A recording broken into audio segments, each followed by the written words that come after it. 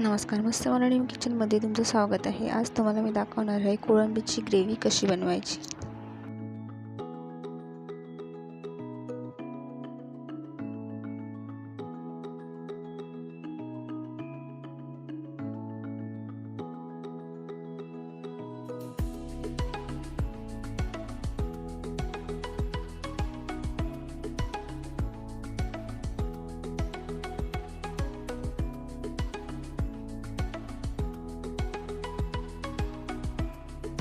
मालवणी किचनमध्ये तुमचं स्वागत आहे।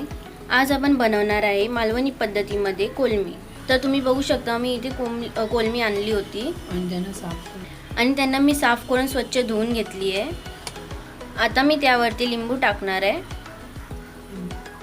लिंबूचा वापर केल्यामुळे त्यामधला हिवसपणा निघून जातं आणि कोलमी कडक पण होते आणि खायला पण खूप छान लागते।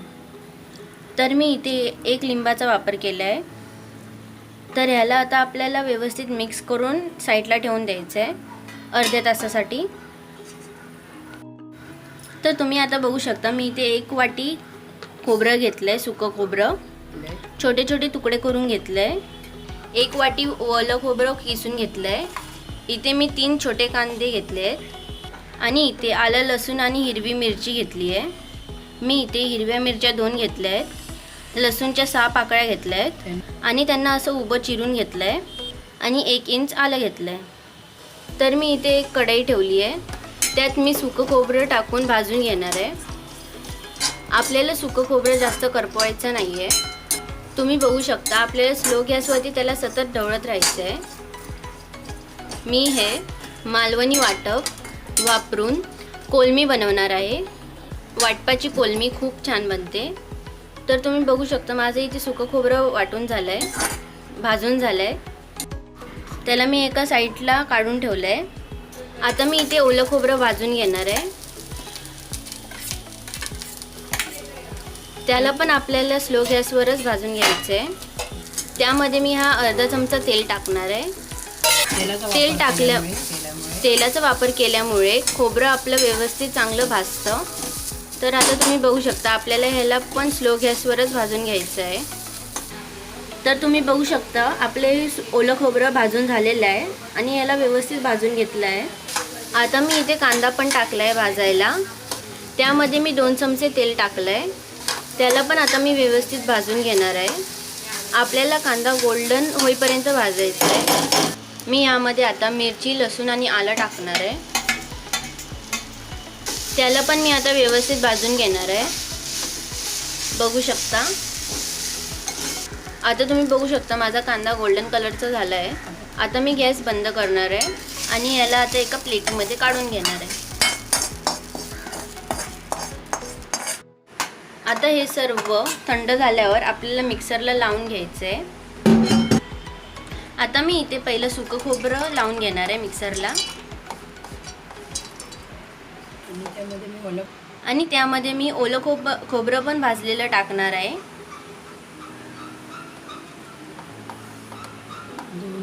दोन्ही मिक्स करून लावून घेणार आहे। असं केल्यामुळे वाटप 2 दिवस टिकू शकतं। आता तुम्ही बघू शकता हे आपलं खोबरं पूर्ण बारीक झालं आहे। मी इथे एका प्लेटीमध्ये काढून घेणार आहे। आता मी इथे बघा कांदा पण मिक्सरला लावून घेणार आहे। आता तुम्ही बघू शकता कांदा पण आपला बारीक वाटून झाला आहे। मी असं सुकं का लावून घेतलं आहे कारण कधी आपल्याला वाटलं की हे वाटण जास्त आहे तर तुम्ही त्यातलं थोडं साईडला ठेवू शकता। त्यामध्ये तुम्ही जर 2 चमचे मीठ टाकलं ते अजून 2 दिवस राहू शकतं। तर तुम्ही यामध्ये अर्धा चमचा मीठ टाकलं तर हे आपलं वाटण 2 दिवस फ्रीजमध्ये राहू शकतं। म्हणून मी हे सुकं लावून घेतलं आहे। चला तर आता आपण बघूया कोलमी कशी बनवायची। आता ही कोलमी मी एकदा व्यवस्थित पुन्हा धुवून घेणार आहे। आता तुम्ही बघू शकता मी इथे एकदा पुन्हा पाणी टाकून कोलमी व्यवस्थित धुवून घेतली आहे। आता ही कोलमी मी व्यवस्थित धुवून घेतली आहे इथे। आता मी इथे एक कढई ठेवली आहे। आता मी कढईमध्ये 4 चमचे तेल टाकणार आहे। तेलाचा वापर मी जास्तच करणार आहे।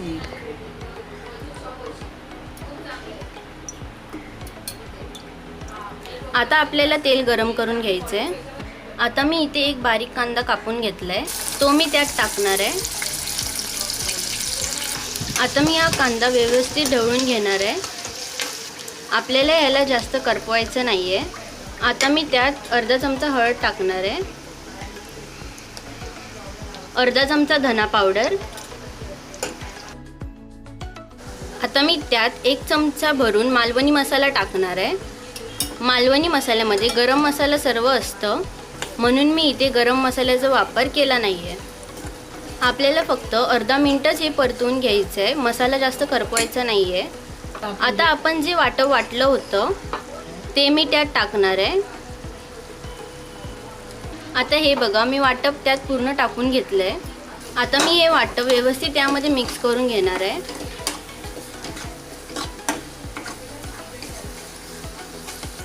आता मी त्यामध्ये वाटपाचं पाणी टाकणार आहे आणि यामध्ये आपल्याला सर्व मिळून 1च ग्लास पाणी टाकायचं आहे.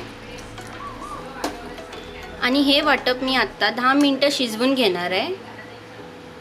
तुम्ही बघू शकता हे वाटप आपण मस्तपैकी मिक्स करून घेतलं आहे. आता मी यामध्ये 1 ग्लास पाणीचा वापर केला आहे. आता मी यावर झाकण ठेवून 10 मिनटं वाटप शिजवून घेणार आहे. तुम्ही बघू शकता 5 मिनटं झाली आहेत. मी ह्याच्यामध्ये 4 कोकम टाकणार आहे. तुमच्याकडे कोकम नसेल तर तुम्ही चिंचेचं पण. आपली 10 मिनटं झालेली आहेत. आता आपण त्यात कोलमी टाकणार आहे.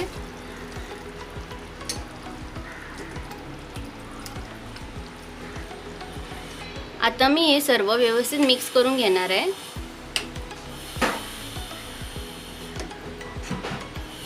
आता तुम्ही बघू शकता मालवणी पद्धतीत कोलमीचं सुकं एकदम मस्तपैकी झालं आहे.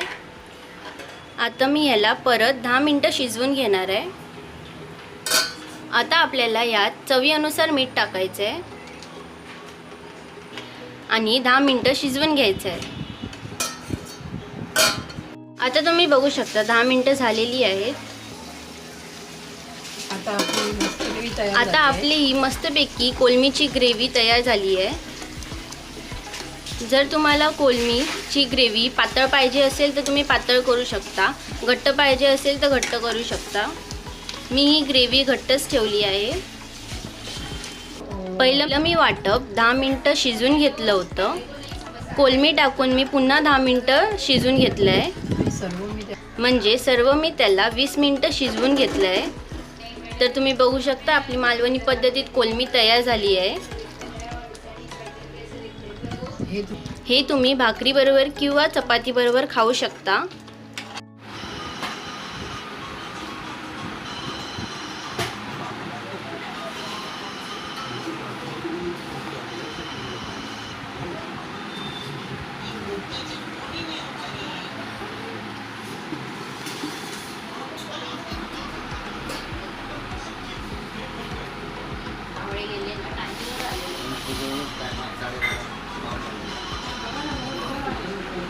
तुझ्या मागे